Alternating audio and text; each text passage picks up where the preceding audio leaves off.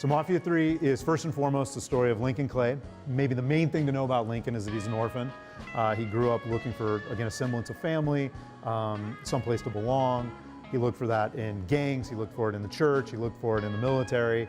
The game is set in 1968 in our version of New Orleans, and Lincoln has just returned from Vietnam, and he falls in with the black mob.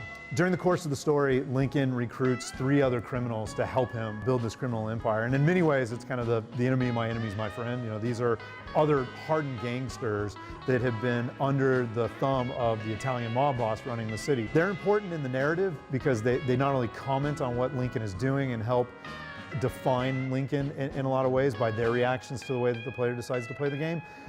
They also provide you with what we call services. So these can range from muscle to help you out on a mission, to snipers to provide covering fire, to a mobile store that can deliver weapons and ammo in the field, to the police, the ability to bribe the cops, right, and get the cops off your tail for a while. So that's one important component that they bring. And then they also can control hideouts that you capture. So they'll run and operate these hideouts for you and give you a cut of the take, because they truly are like your capos, kicking up to you as a mob boss. But the really interesting thing about that is every time you assign a hideout, it's a unique reward given to you by those lieutenants based on the lieutenant and the hideout. So if I were to give the cistern to Vito, I get one reward that I only get by giving the cistern to Vito. If I give it to Cassandra, I get a different reward that I only get by giving that particular hideout to Cassandra, as an example. In our minds, it is the end of kind of the romanticized view of the mob. We're no longer viewing the mob or seeing the mob as this kind of old boys club or this social club. It really, by the late 60s, had been exposed as this criminal, organization that did, in some cases, incredibly heinous things.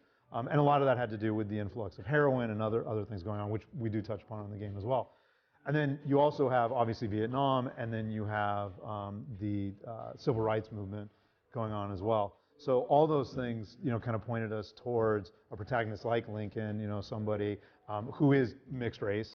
But we do have a line in the game, he looks black, so he's treated as black by most of the city, not everybody, certainly in the black mob.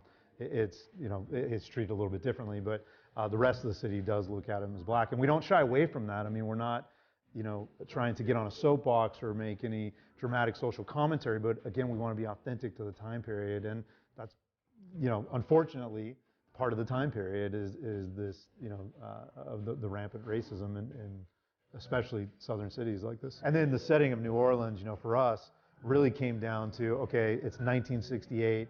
There is huge social upheaval, there's racial tension, there's Vietnam raging, you've got, really high-profile assassinations. You have, and then on the other end of the spectrum, you've got this fantastic music and these really amazing vehicles, just incredible cars of the era. How do we take all that and put it into kind of one environment, and a city that offers us a lot of different types of environments, right? And really, the perfect choice was our version of New Orleans, because again, it's set in the South.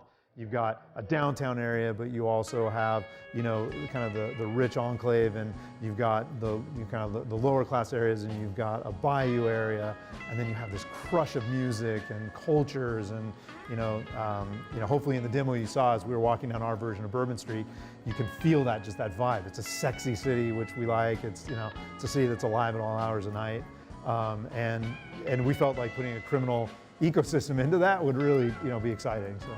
Mafia 3 will be coming in 2016 on Xbox One, PlayStation 4, and PC.